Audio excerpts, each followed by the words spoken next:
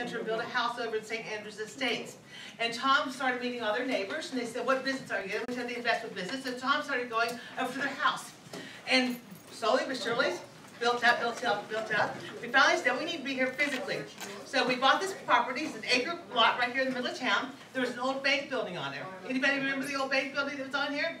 We tore it down, and we built this building. In fact, 17 years ago tomorrow, we moved into this building. So we've been here quite a long time now and everything. Okay. So anyway, I have a staff here in my office. Are you guys ready over here? Okay. I'd like to introduce Julie. She is our certified financial planner. She helps us out here. I have Peter Farina. He's our certified financial analyst. Thank you. Okay. And then we have Glenn Kirschberg. He's our compliance and our vice president. Yes. Where's Sherry? Sherry. Sherry, so you'll be down the front. Anyway, and then we have Heidi. Heidi's the one that actually did all the decorating and everything, okay? So she did a very, very, very good job. All right? So thank you so much. This is Sherry, okay? She's thank you very much, guys. Come on up there. Well, this is Heidi. I missed the introduction. You did. Anyway, I know we've got a lot of really, really great things today. This is actually my idea to bring together a financial person that can help you grow your money so that whenever you need to have that little tip or tuck, that you can go afford to see Dr. Rich, okay? Kills two birds with one stone over here, right? So, without further ado, I'd like to introduce not only my husband and business partner of many, many years, but Tom is going to introduce you to a revolution in investing today. Tom? All right.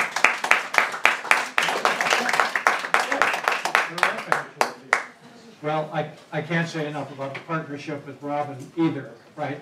Robin is a dynamo. Are you coming in? Yeah. Okay, good. Robin is a dynamo, as you can see. She is a ball of energy that never stops. I mean, she's on Facebook at 10 in the evening. She's out talking to people, doing everything. So she's terrific. Just loves it. All right, well, we have what I think is going to be a presentation you're going to enjoy. I think most of us can, first of all, understand that we've been kind of in economic expansion for a while. In fact, if you go back to when it started in '09, it's now the third longest in history, and before very long, next year we'll cross over, it'll be the second longest. But most of us can think back to what happened to our portfolios back in '07, '8, and '9 when we had the Great Recession. So really what our goal is today is to help you learn how we can take advantage of the good times and how we do it, how we can preserve your wealth and income during the next economic downturn, next recession. And we've developed a business cycle strategy, which I'm going to talk about in more detail, and how that can help grow your assets and, of course, your income during good times. But most importantly, preserve your assets and income during the next catastrophic downturn. You know, basically, one of the things I think it's fair to say is, you know, most people really don't have what I would call a plan in place for that downturn. You know, if you stop and think about it, you know, it's kind of like mountain climbing. You know, if you study mountain climbing, what you learn is that most of the accidents happen on the way down. Right?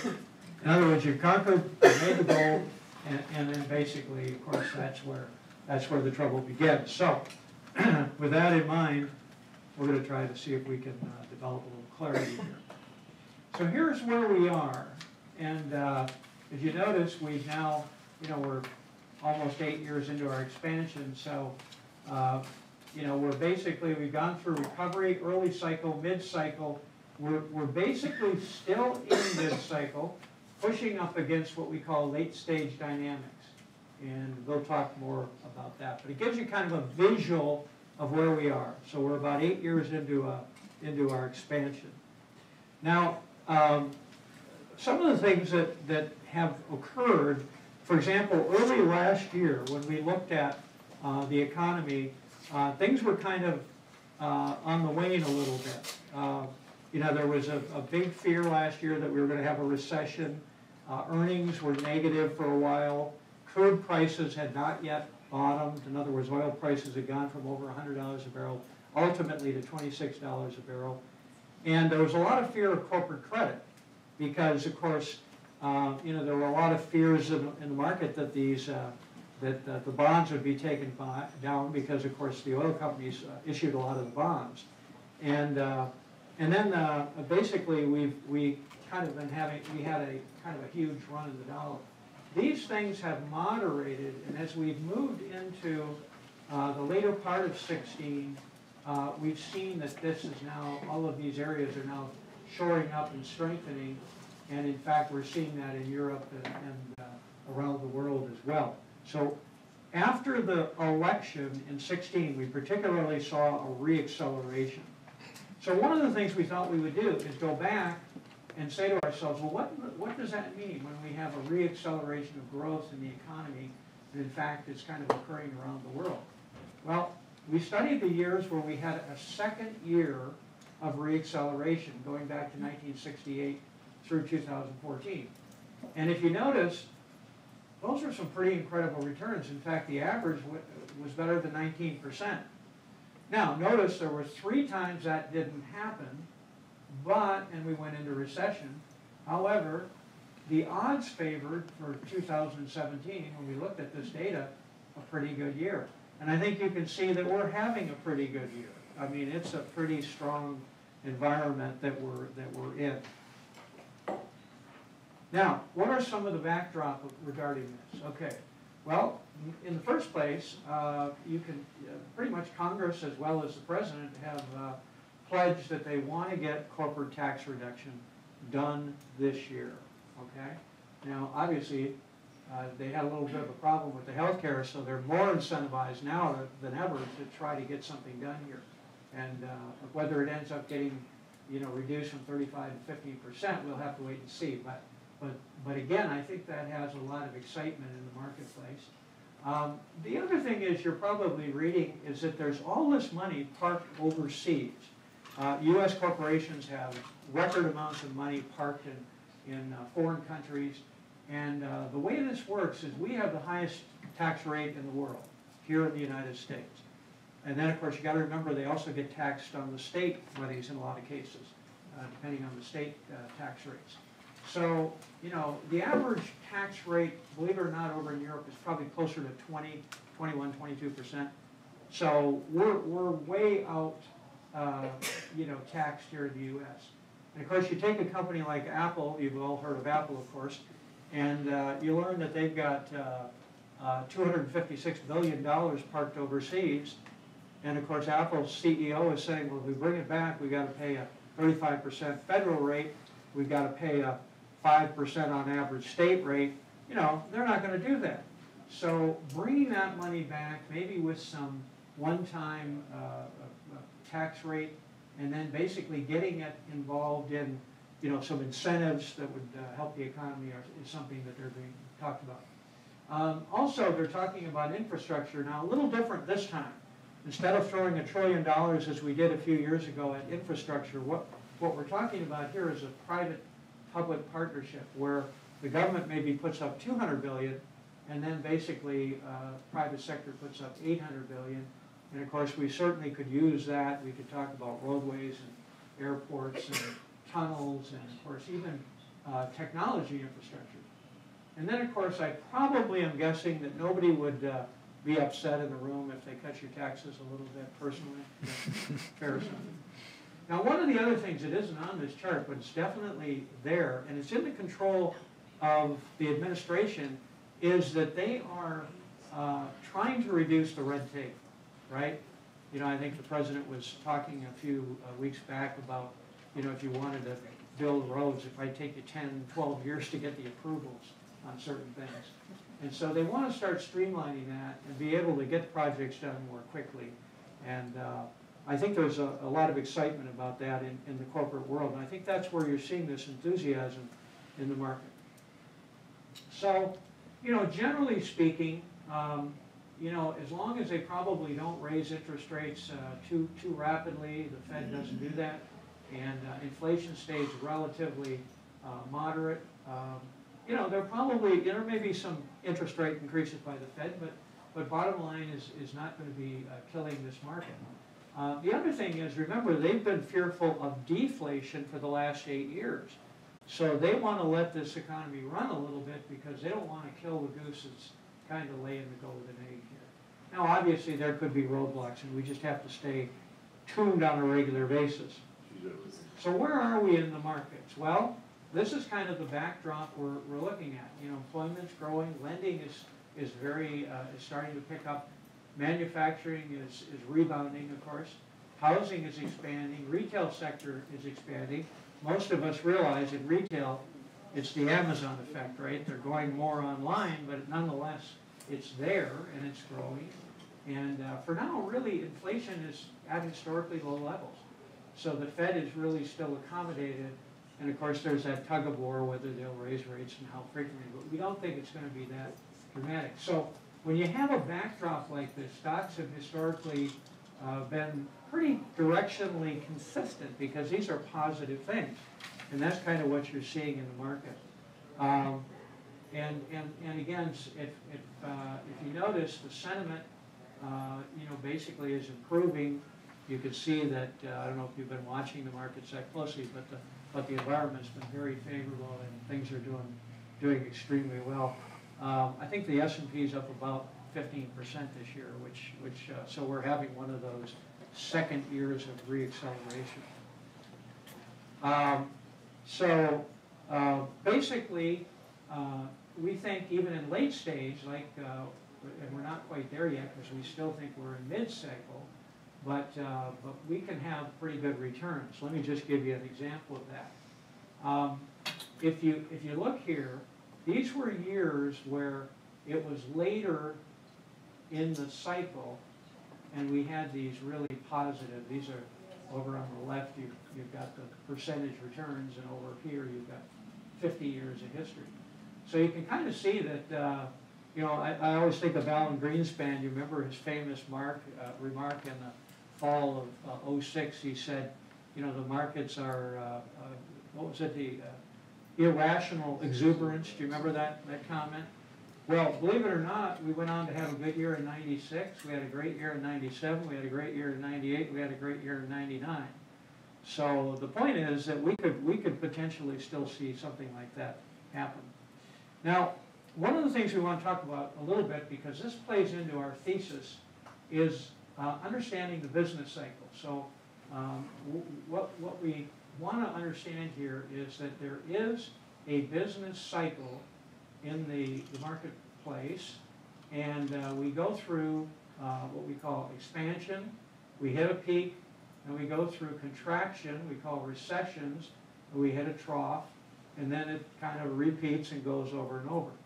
So now we have a bureau, a national governmental body that makes the official declarations on where these peaks and troughs are. And this is the National Bureau of Economic Research. So they look at a whole variety of factors to kind of go back and look at that. Now, as we mentioned, recovery, market's in an upswing, economy's in an upswing, recession, we're basically going through the contraction. And of course, depending on the severity, we've even had depressions at some point. Now, the thing to understand about the business cycle, though, is it doesn't have a completely, it isn't completely cyclical. In other words, it doesn't happen at set intervals. It'd be nice to know, for example, that every 8 years we're going to have a recession, just plan for it, right? But it just doesn't quite work out that way. So it has to basically, there's the ingredients that make up those recessions that we take a look at. Let me set this up for you because this plays into this. The thesis is recessions have coincided with large market declines. So let me set this chart up for you. This is 50 years of history going back to 1967, going through 2016. On the left side, the vertical bar, you notice that these are percentage returns. So what you learn from this chart is that the gold bars are the positive calendar years. These were calendar years, January 1st through December 31st of each year. And over here, the black are the negative years. And so what you're looking at in the gray bars are the recessions. Now it looks like 6 of them, but there's kind of a double dipper here in the early part of late 70s, early 80s. So we consider 7 recessions during that period of time. But when you look at this data, what's interesting is there were 10 negative calendar years out of the last 50. So that means there were 40 positive calendar years. Pretty good odds, right? Now, here's the kicker. 9 of those negative calendar years were anchored to a recession. One exception, right? And things bounced back pretty quickly. So, when you realize this, you say to yourself, it's kind of like I could have had a V8, right? If those are where the negative years come from, I ought to be paying a lot of attention to that as an investment advisor, right? In other words, that would be terrific, right? So either they were anchored the year before, year of, or year following. Okay. Now, we mentioned the National Bureau of Economic Research. And here's what they have determined in the last recession. So if you notice, they determined that the peak in the economic cycle was December of 2007, but they didn't tell us that until 12 months later. So obviously it's good to know when the peak was, but that's not their function to help us manage money, is it? Because that isn't going to help us. By that time, the market was down 46.4%, so that was pretty devastating decline. Now, when did the trough then occur? Well, they tell us it was June of 2009. But again, they didn't tell us that until 15 months later. And by then, we would have lost out on gaining 31%. So the way to think about them, and we don't criticize them, because that's really not their function to help us with a predictive nature.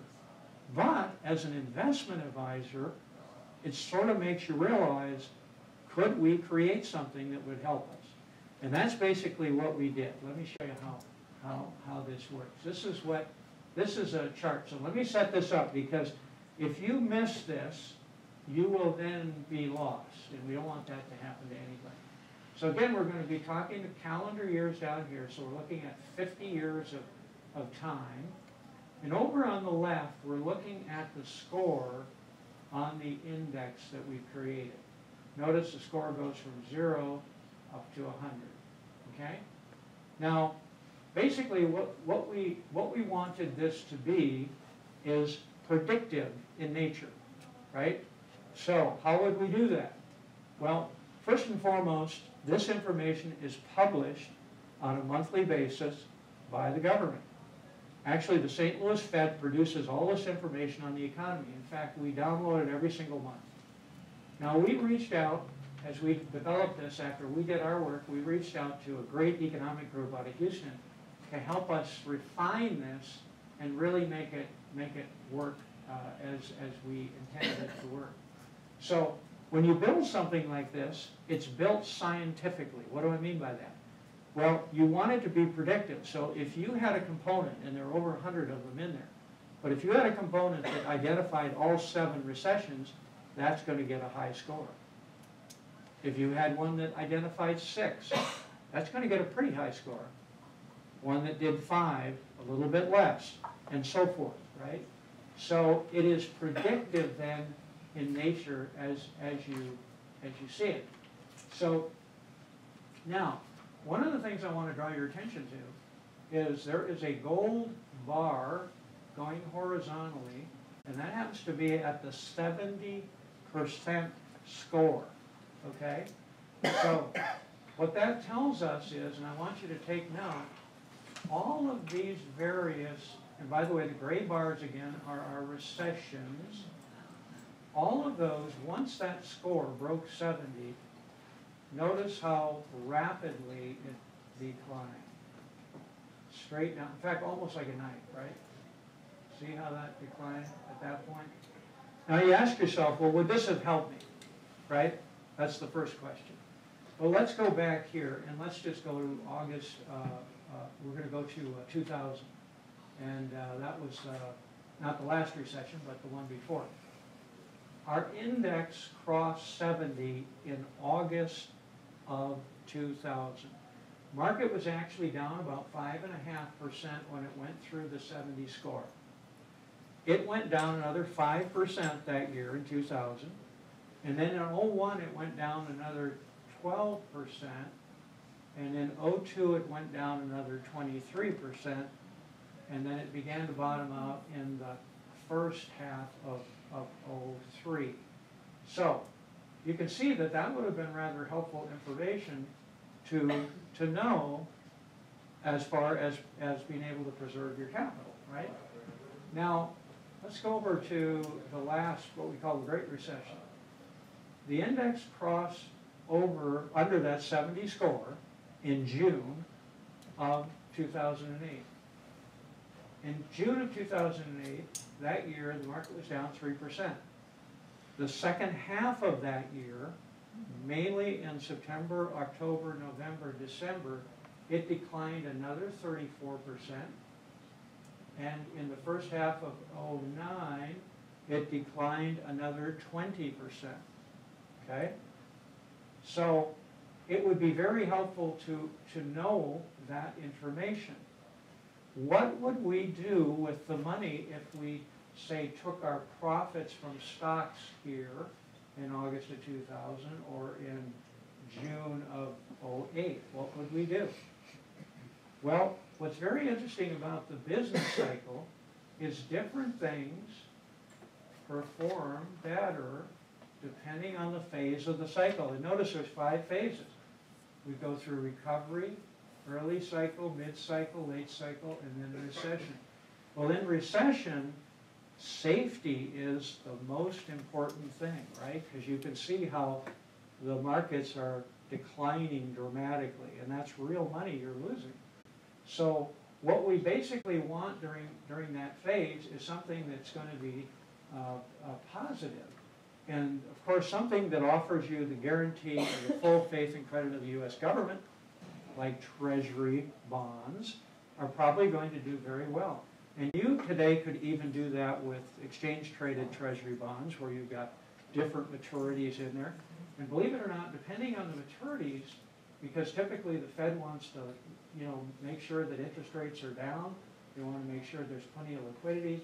And depending on maturities, you could have double-digit returns in Treasuries during a recessionary period. So that's where you'd hide out. Now, notice something. This over here has been hanging out here, this big thing. When our index score is above 70, in other words, it's above that horizontal 70 line, 93% of the time, a year later, stocks are higher. So you'd think to yourself, well, I would obviously want to play the game when I'm up above 70, right? And by the way, our clients that work with us know where we are. Every time we review with them, we kind of go over this whole process. But wait a second, though. That's terrific news, by the way, because, I don't know where you came from, but 93% was an A for me in Catholic school when I grew up, so that was what I was looking for. But at any rate, what do? We're down here, and now the market has reached its low. In 08, do you know what the S&P reached? 667. Does anybody know where it is today? 2550, right. I see some people back there who seem to be on top of that. Well, I always tell everybody, look, we don't have to sell our treasuries at the dead bottom. We just got to get in the game, right? Now, how do you know? How do you know, right? Because we've already told you it's better to be up here. Well, here's how you know. The institutions. Now, who are they? The hedge funds, the mutual funds, the endowments, the charities, the pensions, the big guys. They control 70% of the buying and selling in the market. Now, when they start to move in, usually it's like there's typically no buying as you move down to the bottoms here. It's kind of like dries up. But then when they make their move, they're like elephants going through your backyard. You're going to notice it. And so it becomes evident. And I always tell folks, we don't have to get the lowest price. We just got to begin moving back in these areas, and we're going to do very well as we move up the ladder. Let me see here. Let me see. I don't want to miss anything. Okay, now let me tell you the challenge that I think many of you are facing. Once we had this information, we realized something very profound, right? We realized that we had to manage money differently. Now, many of you are probably having money managed the traditional way. And by the way, we don't want to throw stones at anybody. We used to do it the same way as everybody else. But basically what our industry does is they take each client, find out your goals, get your risk tolerance, they build a suitable portfolio, and then typically they put you in a manager or a series of managers. So in other words, a manager is running a particular discipline. Now let's say it's all stock, or it might be 2/3 stock, 1/3 bonds, for example. Well, one of the things you learn as you realize that the managers of those monies have discretion, but the actual advisor that you're working with does not have discretion. He's sort of a guy or gal who explains what those managers are doing and what their strategy is, and typically the managers are passing information on to that advisor. So what you learn as we go through these recessionary periods is those managers are running a discipline. And most people are very surprised to learn that they haven't made any changes to reflect that declining economic environment. In other words, they're set up to run that strategy through good times and bad times.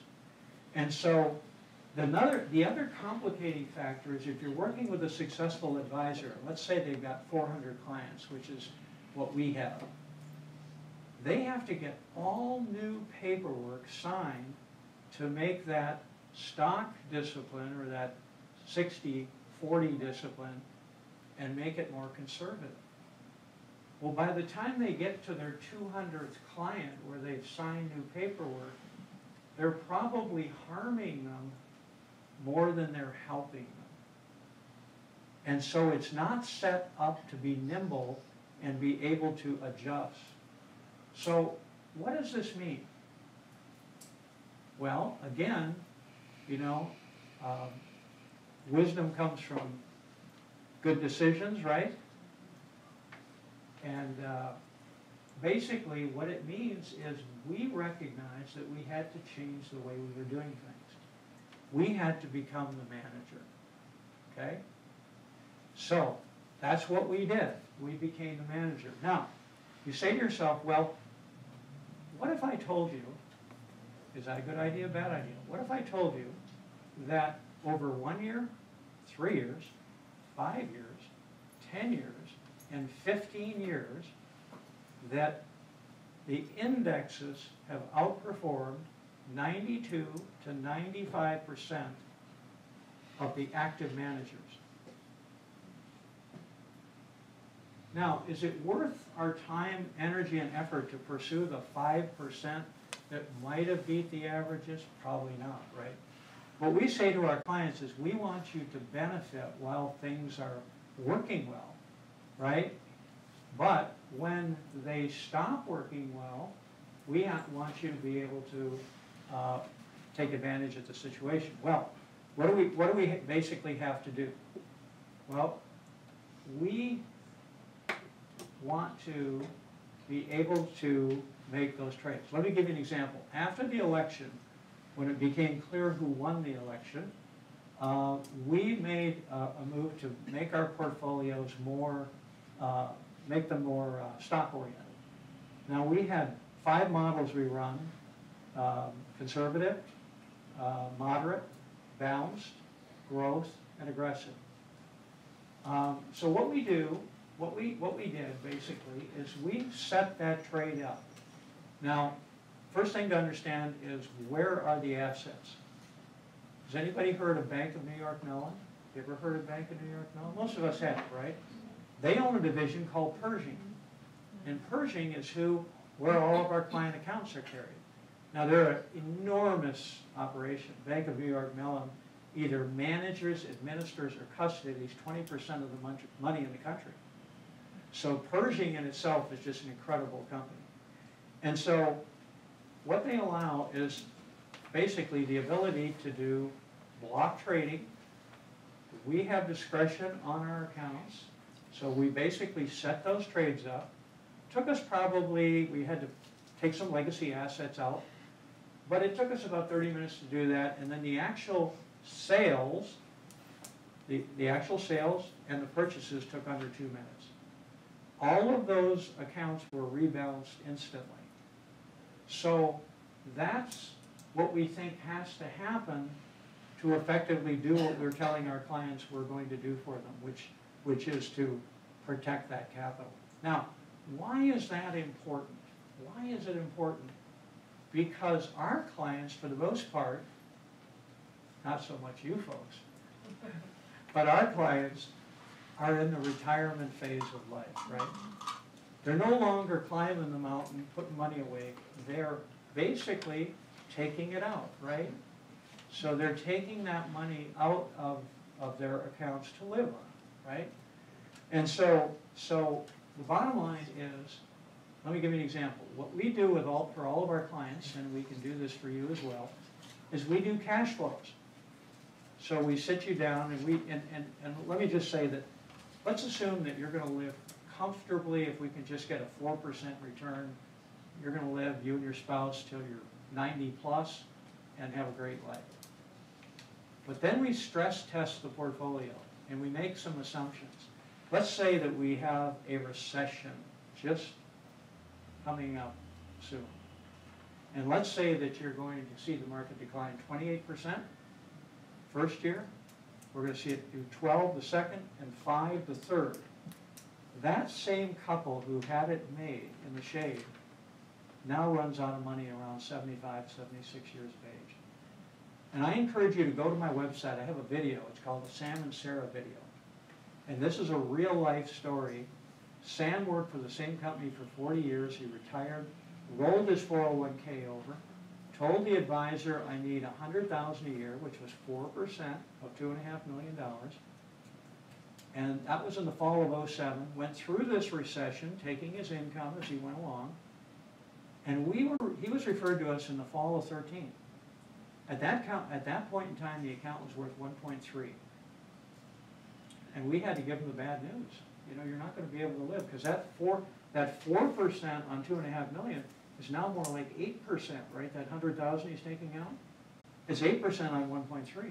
So, bottom line is, it can really be important to, particularly folks who are in retirement, but even young, handsome medical doctors, I think, could benefit from this.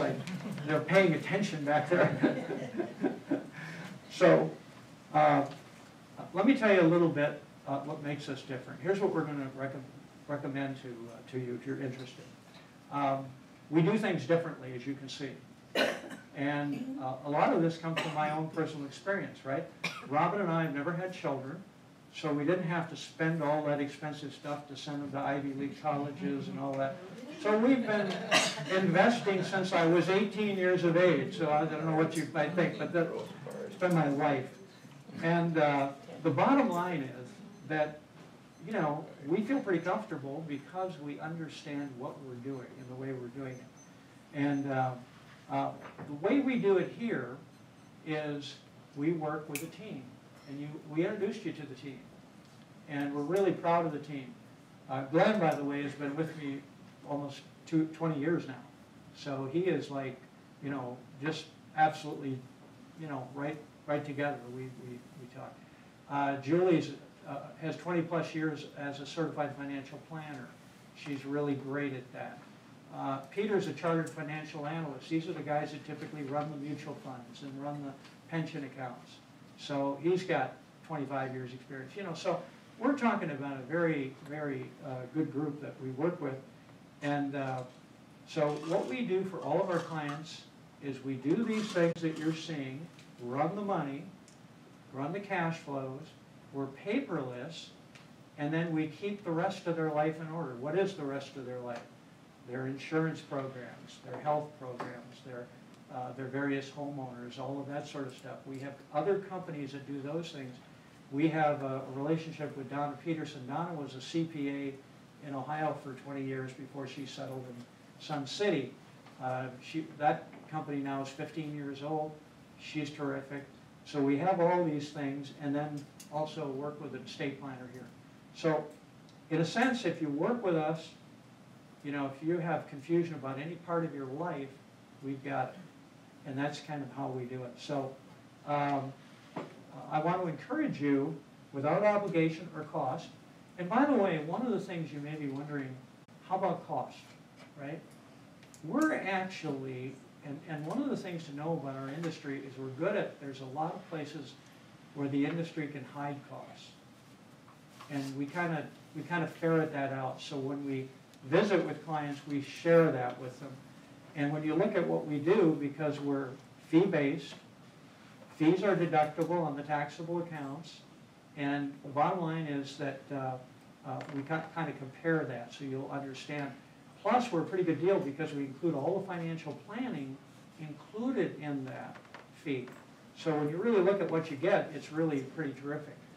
The other thing I would just say is, unlike what you get at a lot of different places, you know, where they're going to sell their products or their things that the firm produces, we are completely independent. We function as your fiduciary, which means legally we have to place your interest first. So we are not beholden to anybody.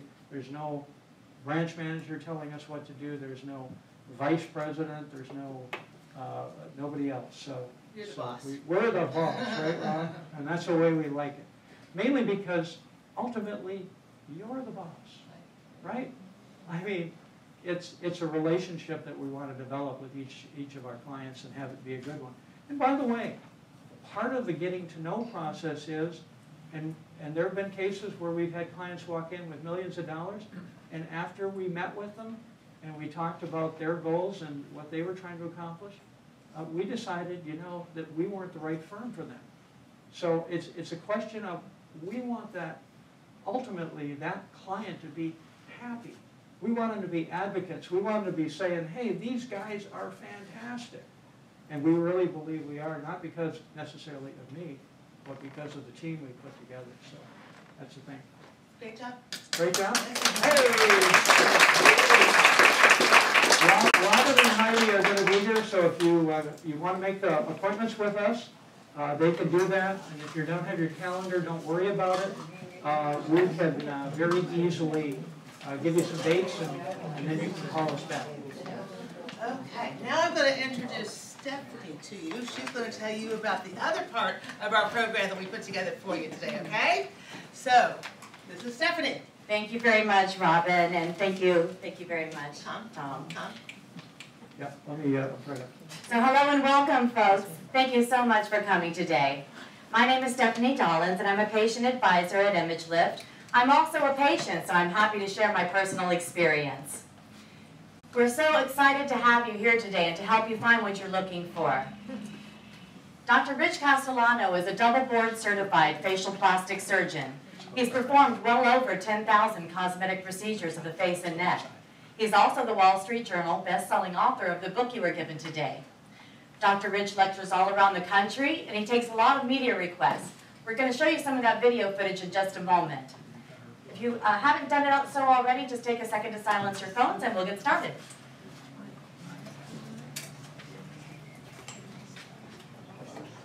And now for those highlights. Castellano is wearing something new. Dr. Rich Castellano money. Dr. Richard Castellano says laser lipolysis gets his vote. Dr. Richard Castellano. We asked Dr. Castellano to come in to Dr. Rich Castellano. The board-certified facial plastic surgeon is one of the first in the country to use Google Glasses while he's working on patients. Dr. Rich Castellano says that's one main reason behind this new trend. Less expensive, less invasive cosmetic face procedure. So she turned to Dr. Richard Castellano for an image lift. Thanks to Dr. Castellano, and I just feel like $1 million. I know. Dr. Castellano says he's seen a spike in patients like Elizabeth who feel they are being discriminated against because of their looks. Ladies and gentlemen, please give a big round of applause for Dr. Rich Castellano.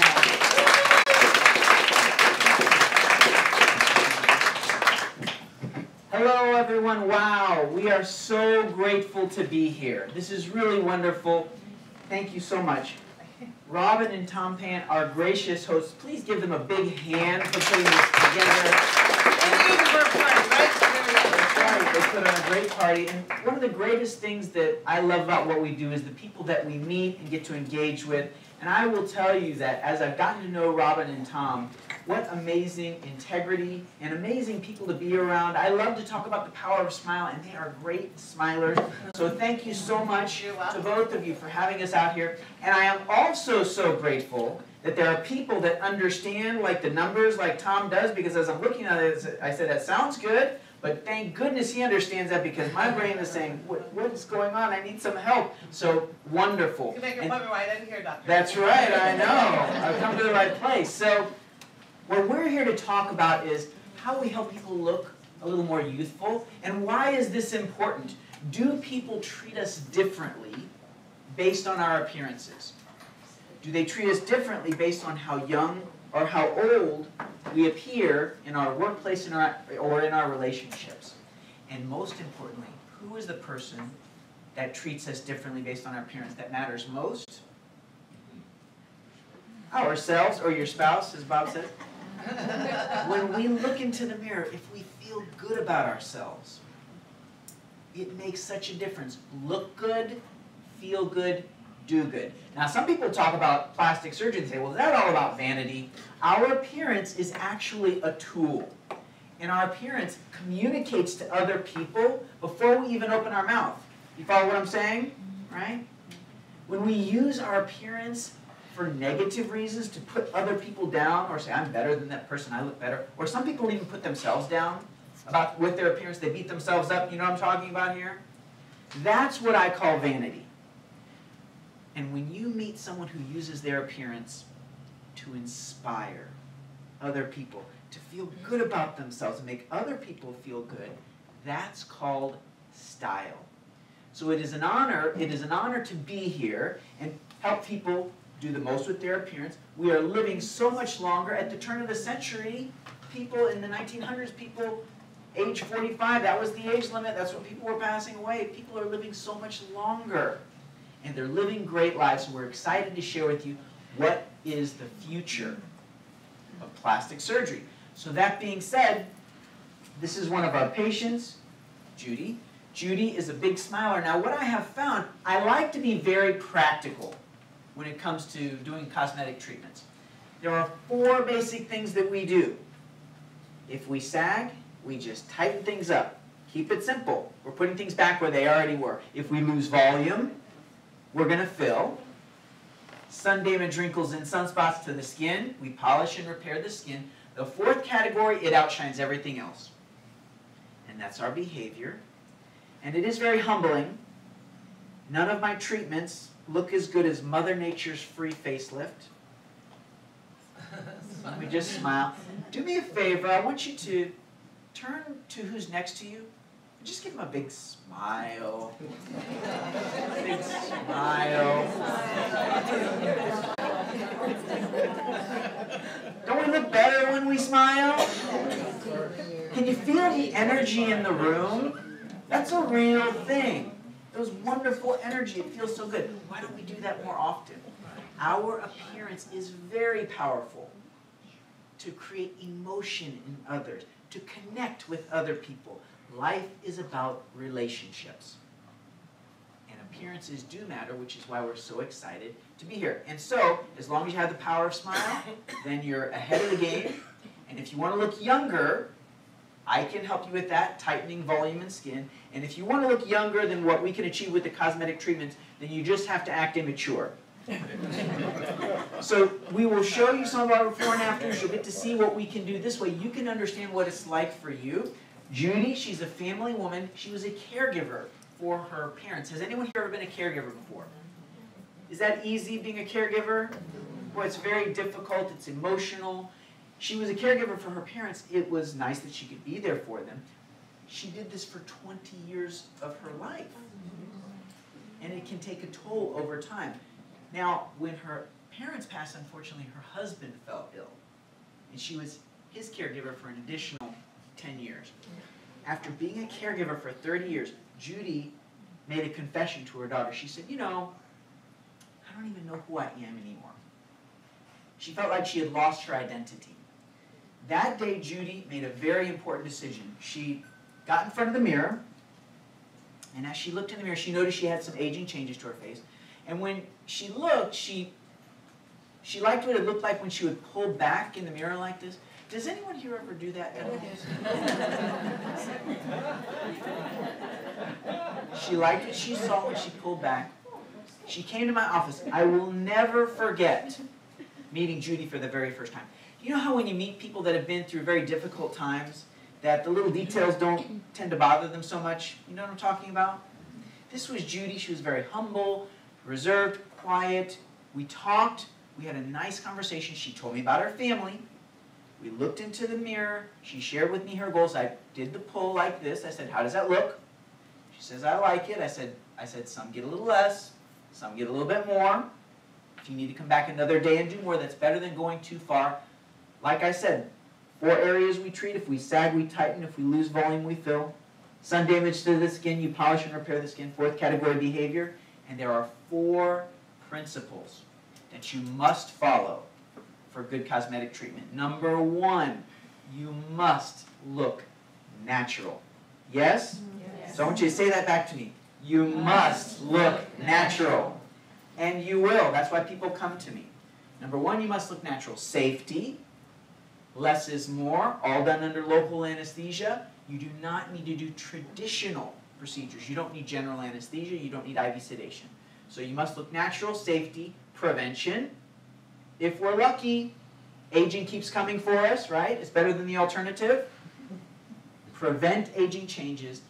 And the 4th one, get you as much improvement as possible. So when I was having this conversation with Judy, she liked what she saw. We had a nice talk. She gave her daughter the look. Her daughter was there for support. She gave her the look over the shoulder as if to say, what do you think? And her daughter said, you go for it, Mom. It's your time. So these are Judy's before and after pictures. She did an image lift procedure. She did laser treatment to the neck and jawline. And notice in the cheek how we get the dark circles on the tops of the cheeks, under the eyes, and we can improve those areas.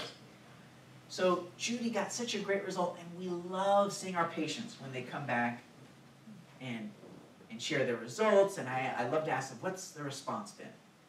And patients come back and say, no one can figure it out. They love it that no one can figure it out. Did you change your hair? Boy, you must have lost some weight. Or, you know, that vacation really did good for you. And she's wearing brighter clothes, and she's talking with her hands. Patients come back, they're standing a little taller, shoulders back, they're smiling more. Judy shared with me the story. She was driving with her son. They got a flat tire in the car. He pulls over to the side, another couple came to help them. And as they did, they were talking with her son, and they asked her son, how is your wife doing in the car? And she loves being mistaken for her son's wife. But as she's telling me this, I'm really realizing, wow, what a transformation that she's made. And that no matter where we are in our lives, it is never too late to blossom and to feel good about ourselves and to feel beauty and to share that with other people. So that's why we love our patients like Judy. We love getting to meet new people and share. Here's what we can do. Because when your appearance on the outside matches what you feel on the inside, that will absolutely make you smile. So this is Sally. Sally is a swimmer. We have a lot of very active patients. She did laser treatment to the face, and she also did a lifting procedure and very difficult to see the incision location. She brings donuts to the office when she comes in, so we love seeing Sally. Mary had been wanting to do a treatment for a long time. She came to one of our seminars like this, and she was all ready to go, but she just didn't feel comfortable. She says, I'd love to do this, but well, what's holding you back? She had her finances were all tied up, and she didn't feel like she could afford to do it. But she still had it done. So how is that? She can't afford it. How does she get it done? So normally when we talk about these things, my care advisors, Mindy and Stephanie and Violet, they help with that. You'd be amazed how flexible we can be. But now that we're doing this talk with the pants, well, now you have Tom and Robin can figure out how you can figure it out. Don't say Tom, he can make it happen. Right, there you go. So we made it work for her. We can make it work for you. You'll be amazed how flexible we can be. If you feel the finances are holding you back, just let us know. Now this next before and after picture that I'm going to share with you is our very best result using the latest technology, the Power Smile, and all of my experience. So I've performed over 3,500 facelifting procedures. I've done over 10,000 syringes of filler injections, and I'm the #1 long-term filler injector in the United States. We do teaching and training. I'm very proud of that. So this is one of our very best results that I'm so proud to share with you.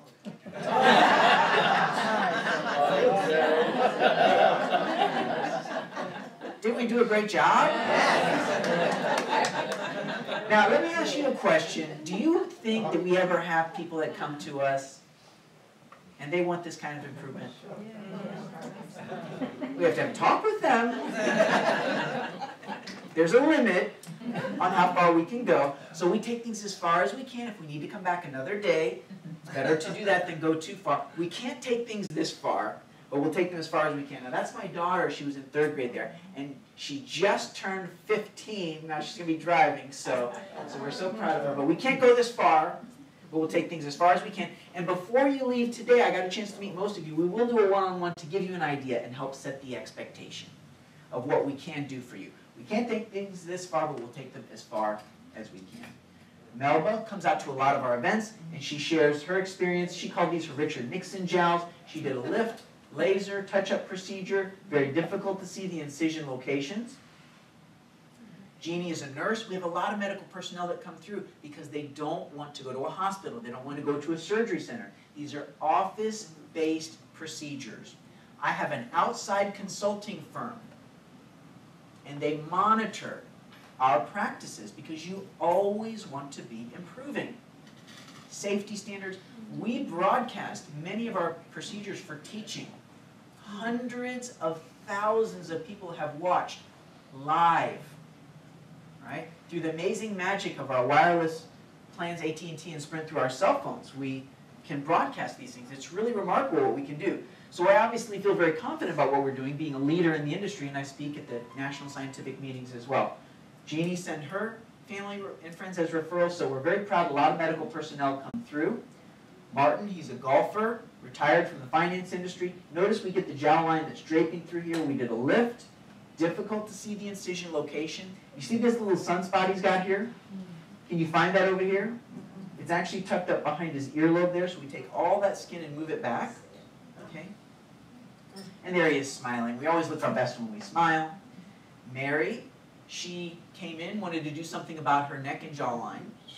Now we did a treatment for her, and she was not satisfied after we did a lift because there was a lot of improvement, but she wanted more. I said, all right, we came back, we did more for her, she's happy, here are her results. What does this mean? If we need to come back another day, that's better than going too far. None of our patients complain that they've been pulled or overdone, and none of them complain that they look too young. So her story is, Mary's story is, her grandson would come and greet her, and when he would jump in her lap to see her, he would reach his little hand up and grab her neck and pull it back and forth like this. And she hated that. She hated that. Now he doesn't have anything to grab onto anymore. Now when I talk about the image lift, what is the image lift? So it's an office-based procedure. We give relaxing medicine like at the dentist's office. We do numbing medicine around the ears and under the neck. We lift the skin, tighten the muscle, trim away the extra skin. Very fine little stitch. Okay? You walk to your car afterwards. You don't have to stay in a hospital or a surgery center. So for the image lift is the most that I will do. takes me a couple of hours. There's physical versus social downtime. Physically, you get back into your routine within a day or two.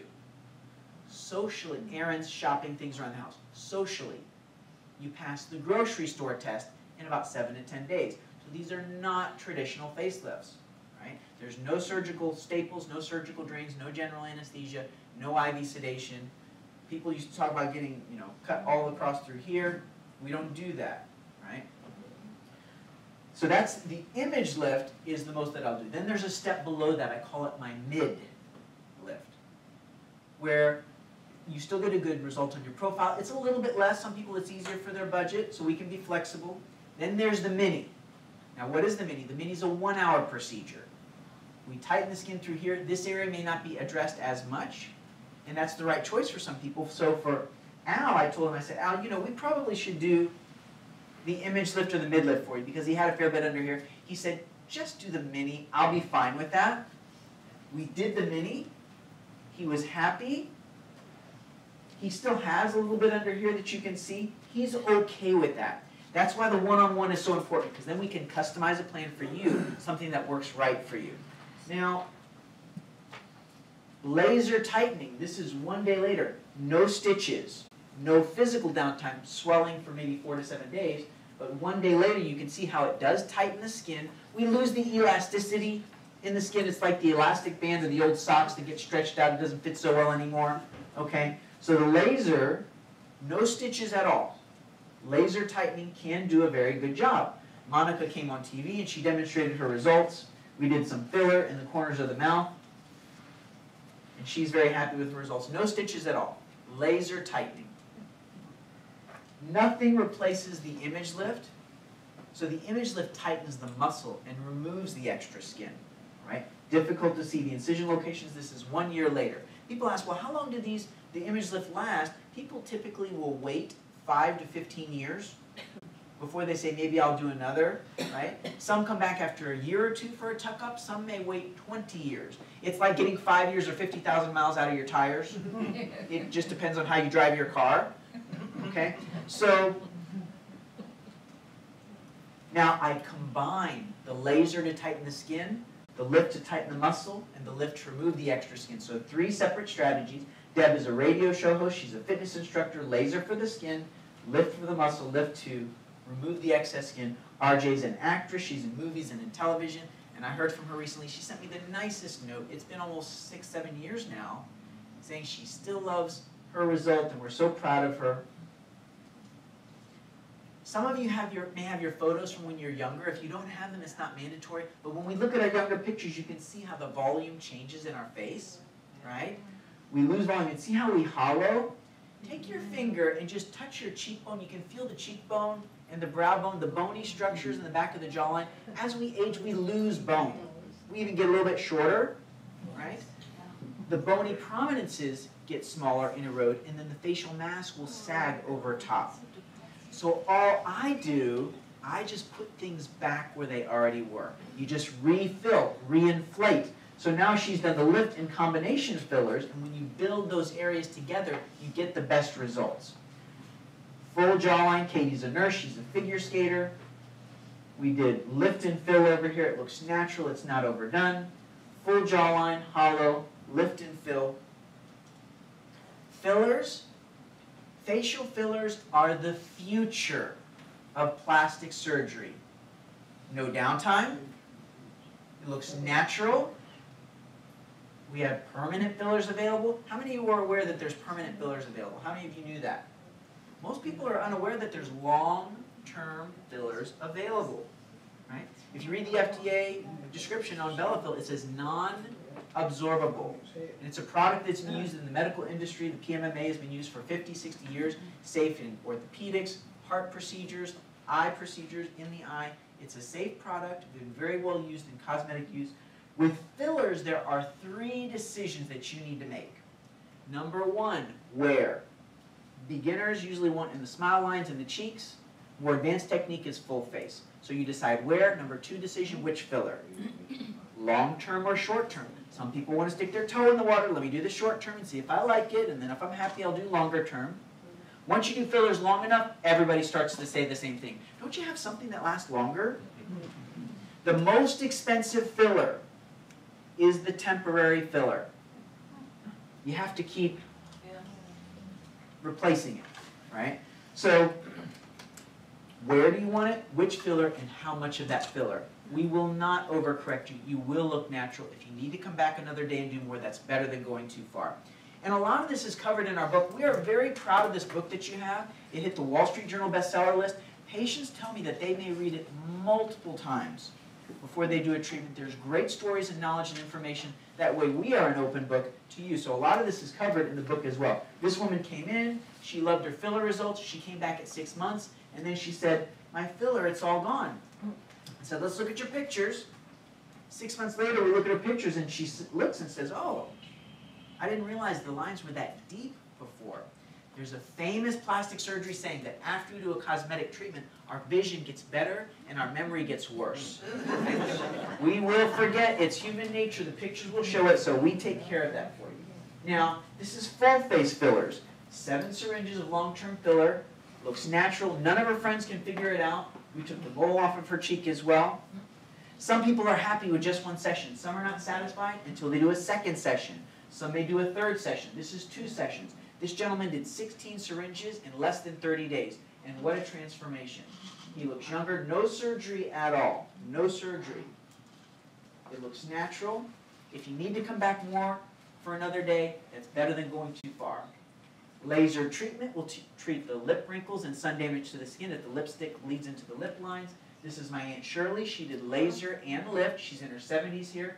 And now she's 76 in that photo. Now she's in her 80s, and there she is at her grandson who recently got married, my cousin, right? And her daughter came in to do a lift. So we're very proud of Aunt Shirley in her 80s, and she's loving her results. Phyllis called these her waffles. She said it looked like she fell asleep on a waffle line. So she did laser, she did lift. So let me ask you a question. Have you seen some results that you've liked so far? Yes. Would you be happy if you had a result similar? You've come to the right place. Treating thousands of patients, it's amazing to see the trends that we have. And one of those trends, this is really about quality of life. If you live in this area, you understand the power of quality of life. How many people are from up north originally? I know I met a lot of you from up north. And do I have to even ask why you moved down south? When we live up north, we move down south, and our quality of life, it goes up. Now, when our faces start to go down south, you just lift it right back up north, and your quality of life, it goes up. But this is also about patterns we get into. We tend to get into specific patterns about how we live our lives. For example, we go into autopilot. Have you ever noticed when you're driving, have you ever had that experience, you drive your car, you get into your driveway, and you can't remember the past 5 minutes or so you've been driving? I hope I didn't run that stop sign because we were on autopilot. People tend to have an autopilot when we look into a mirror. When we look into a mirror, we tend to look at the exact same places we always look at. We say the same things to ourselves. When did I start looking like my mother, father, brother? And it makes us feel the same way. Some of my patients tell me that they don't even like to look in the mirror because they don't like how it makes them feel. So they'll do their hair, they'll get ready, and they don't look, and that's their pattern. So this is a patient of mine, Dale, and I want you to think about, what do you think Dale's pattern was when she looked into the mirror? What did she focus on? Knowing she had lost her youthful appearance, what did she say to herself? And more importantly, how did it make her feel? Dale came into our office, she did a laser image lift, she did fillers, she did eyelid treatment, she did a touch-up. Do you think she has the same pattern now when she looks into the mirror? What does she focus on now? What does she say to herself? And how does it make her feel? Dale came out to so many of our events, and she inspired a lot of people to do their treatment. She was a great smiler. I am sad to say Dale is no longer with us. She was diagnosed with the condition. She passed very quickly. Dale remains an inspiration to us to this day for her spirit, for her smile, and her courage to invest in herself. And she was never the same again. She was just amazing in her spirit, and she shared that with everyone else, and we are so grateful for her to teach us. Certainly we must live for today, and we're grateful to Dale. Everything in life evolves. If you told people, the cell phones you have in your pockets, if you told people 30 years ago what those devices could do today, what would they have said? Oh my gosh, you gotta be kidding me. But cell phones evolve, and in a year or two they're gonna be out of date. What else has evolved? Have grandparents evolved? What were grandparents like 30, 40 years ago? Grandparents now, today they're hip, they're athletic, they're raising their grandkids. Many grandparents are still working. Okay? Plastic surgery has also changed. It has evolved. The results are far better. Safer, more affordable, lasts longer. There has never been a better time to do a cosmetic treatment. Long-term fillers. Sherry, she did a lifting procedure. Sherry comes out to a lot of our events as well. Bev did laser treatment, and notice the laser under the neck can tighten in through those areas. Jen is here today, and she did a lifting procedure. Jen has been with us for many years. Linda's also here today as well. She did laser and lift, and they'll be coming up to speak in just a little bit. Nancy, lifting procedure. So we can go on and on sharing these results. They look natural. You must look natural. So some of you may be thinking, hey, and I had a chance to speak with many of you, this is something I'd really like to do. But now if you feel something's holding you back, let us know. We talked about it before. A common thing we hear is if the finances are holding you back, let us know. You'd be amazed how flexible we can be. Some of you are very busy. You got a busy schedule. You got mahjong, pickleball, clubs, travel. If that's a busy schedule, then we've got no downtime treatment options. Some are allergic to fear. We take the fear out of it. I routinely broadcast my procedures live on the internet, and patients will comment to me, I saw you doing the injections, and the patient was so comfortable, you made me feel comfortable how you did the treatment. Some people say it would be selfish if I did that for me. And how many people here have raised a family? Who gets put first in family? Kids, husband, now it's me time, right? Who gets put last in family? That's what I love about what we get to do, is we get to put you first. Being selfish is being smart when you do it the right way. And are your family and friends going to talk about you for doing a cosmetic treatment? They're going to talk about you no matter what you do. You might as well do what you do. During a consultation, this is what we talk about. What are your areas of focus? What is in your heart? When you pursue your heart, that is always the right answer. What's in your heart? Have you tried anything before, and how did it do for you? And do you have downtime? We'll go through this during the consultation. We're going to start that in just a little bit. Safety first. This is an office-based procedure. Risks involved, we minimize that as much as possible with the image lift. Risk of bleeding or fluid collection, we take care of that in the office. Infection, we put you on an antibiotic. Damage to surrounding structures, risk of a weak lip or eyelid is uncommon and it's rare. But that would be permanent. It's less of a risk than a traditional facelift because we stay more superficial in an attempt to avoid that. Sometimes a deep stitch we put in can come out of the skin like a splinter. If that happens, that's easy for us to take care of. Everyone's face has asymmetry. My right eyebrow sits higher than my left. Do you ever notice that how our faces look a little different from one side to the other? Yeah. We're going to have that before. We're going to have it afterwards, and that's what helps it to look natural. When you do the lift, the ears can be numb afterwards. When the nerves grow back, you might feel itching, tingling, soreness, or pain. Most will say it's numb. I don't really notice it. It's getting better. Then it goes away. Then the healing process is unpredictable. Most people heal just fine. As I said before, some will come back to do an additional touch-up procedure, may generate an additional expense. Now that's more the case if someone comes in like Mary, where she had a really big neck. We do a nice procedure and clean things up, then she gets a little relaxation.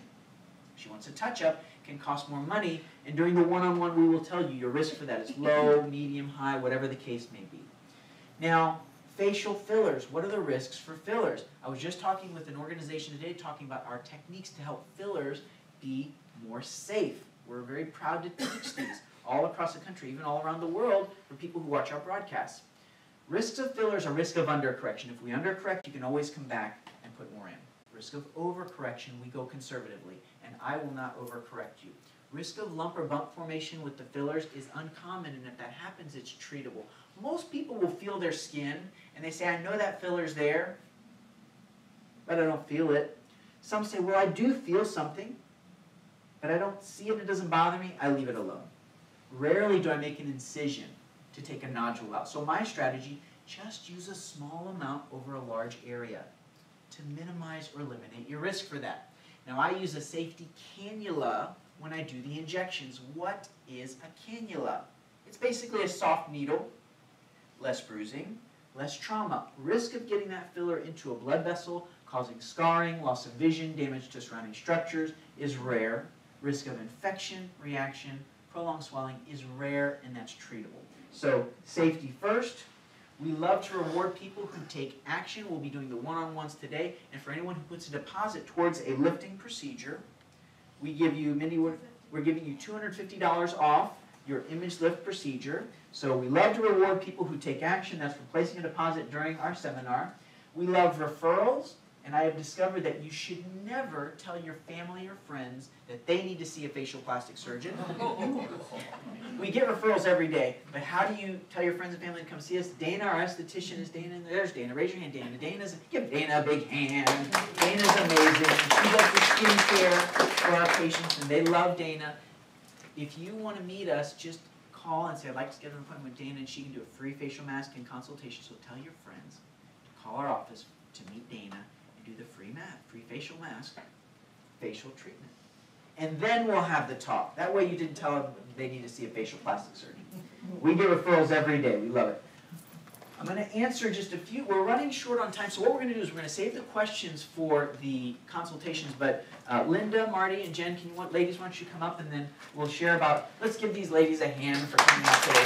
Some of you may have had a chance to talk with them before. You have your microphone there? Okay. So what we'd like to do is we just want to hear what was it that inspired you ladies to have a cosmetic treatment, if you could share. Jen, why don't you, are you turned on there on your mic? There you go, perfect. That one's off, and then we'll push it one more time. And that, there you go. Great. So can you share with us, Jen, what inspired you to have a cosmetic treatment? Yes, it was February of 2015. My friends in the neighborhood and I were getting ready for a girls' night out. I was really looking forward to it. I bought a new outfit to wear. I took extra time doing my hair and makeup. And as I walked out the door that night, I glanced in the mirror and I did not like what I saw. I thought to myself, man, no matter how much effort I put forth, I just don't look good anymore. So that evening, I was talking to my closest friend, and I said to her, you know, I just have lost my self-confidence. I don't look good anymore. I need a refresh. And she turned and looked at me and said, you brought this up to me a couple times in the last few months. She said, what are you waiting for, till you're 80? I was 62 back then. She went on to offer some great words of advice. She said, think of it this way. Today is not a dress rehearsal for the rest of your life. Today is the first day of the rest of your life. That someday out there is today. So I took her words to heart and had a facelift procedure shortly after. Dr. Castellano did a great job, which he always does, and I was very happy. It's been a couple of years since I had the facelift now, and somebody made my day lately. I recently went on Medicare, so I went into a new dermatology office for an appointment. The lady behind the desk asked me for my insurance card. So I handed my Medicare card to her. She took the card, she set it down at the desk, she looked at me, she looked down again, and she crinkled her brow, and she said, you're on Medicare? And I go, yeah, I am. Yeah. I worked for Dr. Castellano for over 8 years now, so of course I've seen hundreds and hundreds of happy patients, and I'm now one of them. I'm very happy.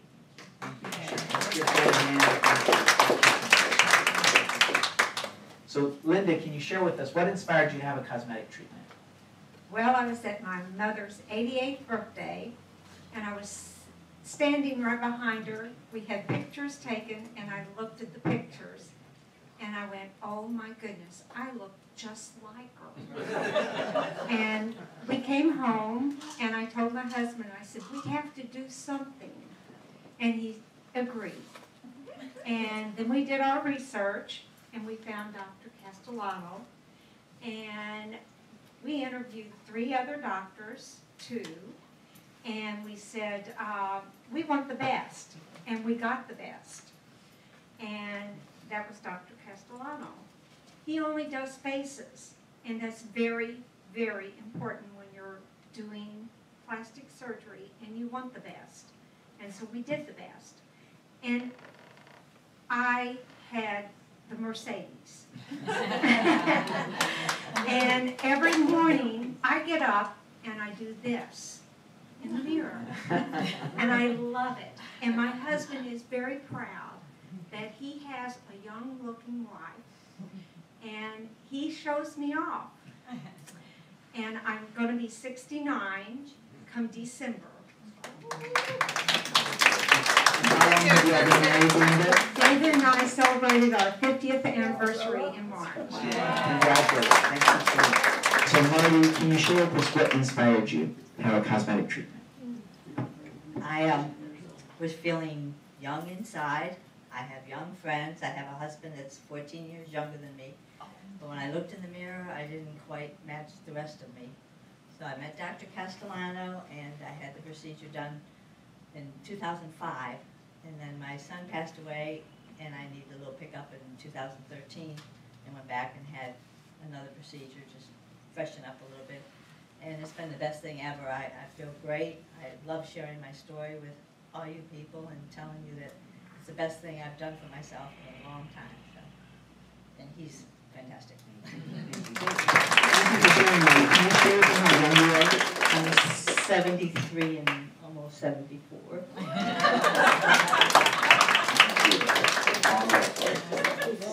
Thank you so much, ladies, for sharing. Now we're going to do a raffle drawing. We got a couple. I'm going to set this one here. So what are we raffling off right now is one syringe of Radius, and then there's some giveaway prizes, and I'll let them take care of that. And then we're doing one more raffle at when we're to our third consultation to see. So our lucky winner for our syringe of Radius, I'm going to read the number. You see if you got your number. It ends in 471. Anyone have their 471 ending in number? 471. 471. Syringe of Radius going on. Number 2. There's a lucky winner. Now, all you have to do, we'll make sure Violet, or someone will make sure we get her name. Make sure you call the office and let them know that you won the syringe, and we'll get you scheduled for that. So what we're going to do right now is that the food is coming out soon. We're going to do some raffle drawing. And we're going to start. Chuck, why don't you go ahead and... is there 471? There you go. Okay. And we'll be doing another raffle drawing later. And so, thank you. What I'm going to do is I'm going to introduce, there's one more person speaking, and we're so grateful for the support that we receive from our team. So I'm going to have, are you doing a raffle drawing this way? Yeah, this is one. Okay, are we pulling another, do we have another ticket? We're going to do one more raffle. Do we have the basket with all the tickets? Here we go. So we're going to call this one out. So here we go. Ready? I have a Tiffany wine glass from Tiffany's, okay? And the lucky number, the last one is 446. We'll be doing more raffles coming soon, and what I'm going to do is I want to introduce one of our supporters. I'm going to introduce Marisol. Marisol is with Suniva Medical, and their product Belafil is a very popular, is the #1 long-term filler in the United States, and they've been very supportive of our patients. We're very grateful to Marisol for supporting us. So she's got some words to say. Now, while you're here, if you have any questions, you can also ask our team or Marisol. Use the people here as a resource. Thank you so much for your time and attention, and I turn things over to Marisol. I got to give her a big hug. She's an amazing person. Thank you so much for your help, Marisol. We're going to give you a little microphone here. And then thank you for your time and attention, and I look forward to talking to you soon. Thank you. Hi, everyone. Does anybody know why I would prefer it not to speak right before you eat? Because you're all thinking about the food and you're not paying attention to me. So I'll try to make it short and sweet and maybe funny. Thank you. Thank you for having me here. It is such a pleasure to work with Dr. Castellano, but more importantly than that, it's really an honor. You have just listened to really one of the best injectors in the nation for us, for my product, which is Belafil, which is the permanent filler. He's in not only the top 1% of physicians in the nation, which goes along with expertise and volume, but he's #1, period, for us in the nation. So that's the level of expertise that you just witnessed and that you've had also the pleasure to meet. So a few words. It's hard to talk while I'm looking at food. What's Belafil? Have you all heard of facial fillers, dermal fillers? Okay. Maybe some of you have some experience with them. They're all great. They work fantastic. But the biggest difference is with the temporary fillers, they're just that. They're temporary. With Belafil, now you get to keep your results. He mentioned a couple of aspects of the product, a portion of the syringe, the portion that doesn't absorb, that you don't metabolize and does not go away, is PMMA. It stands for polymethyl methacrylate. What's that? It's little tiny microspheres about the size of specks of talcum powder that are injected into your tissue. PMMA is used in hip replacements, orthopedic cement, cataract lenses, intraocular cataract lenses, very widely used in medicine, very safe, not a single soul can reject it. It's completely biologically inert to us, so it's safe for all of us, not some of us. The rest of the syringe is a collagen-based gel, there's water, there's lidocaine, it's a very comfortable injection process. Because those little microspheres that stay in your tissue, because they stay, there's a beautiful physiological process that occurs, and it's what makes Bellafill look so natural, is it stimulates your collagen. So they're there to stay, and continuously stimulating your collagen, nothing can look more natural, if you ask me. It's the only filler that's 100% manufactured here in the US, and to me, that's kind of big. The FDA here is really, really strict, so you know they keep a tough eye on us. We're also a global product, though. We're used in Canada, Mexico, Australia, South Korea, Singapore. It's a widely used product. Been FDA approved here in the US since 2006. This is nothing new. A lot of people have Bellafill in their faces, as do I, from about 3 years ago. I've used all the other fillers. Like I said, they work fantastic. They're just temporary. And I don't know about you, but I don't go into Nordstrom and put down $3,000 to be told that in 6 months I have to return it and they're not giving me my money back. But that's what you do with your temporary fillers. You buy them, you give them back, you don't get your money back, and then you buy them again. That's the biggest difference. What else can we tell you? I don't want to take up too much of your time because I know you're going to start eating now. Any quick questions that I can answer kind of off the cuff while you're sitting here about the product, about the procedure, about how it works? About Dr. Castellano? No? Pretty it's clear? I've had the honor of working with him now for 3 years. He kind of is the best of the best. Like I said, he's a Bella Diamond injector for us, but he is #1 in the nation. That's how much Bellafill he's been injecting. And most often than not, it's really hard to do one without the other, right? A lot of people think, well, I don't need fillers. I'm just going to do a facelift. I'm going to do the image lift. But as we age, we lose volume. And lifting and pulling sometimes is not enough. Sometimes we also have to re-volumize the area where we've lost collagen and bone and so on and so forth. So we have to do both. Combination therapy is typically your most natural looking and prettiest result. I will be here. I will be here for a while longer. If you all have questions that you prefer to ask me one-on-one, please do so. I'd love to have a chat with you. Thank you for your time. I hope I didn't bore you. And thank you for having me. Thank you. All right, now we're going to have fun and party, okay? We have gobs and gobs of more dirt, so I'm going to keep on bringing them on. Let's rock. Heidi will go tell them to bring them on. Let's rock. Here we go. Okay. I picked all this out. I was at a fundraiser last week. This is from the Rolling Pin. And I had all these hors d'oeuvres. These are shrimp inside of, oh my God, just try these. So, I have wine out here. I have cold drinks. Got some music coming on with Mindy over here. If you'd like to meet with Dr. Castellano, we have breakout rooms over here. One-on-one consultations. So just make yourself at home and have some goodies. And we'll have a good time. Thanks for coming.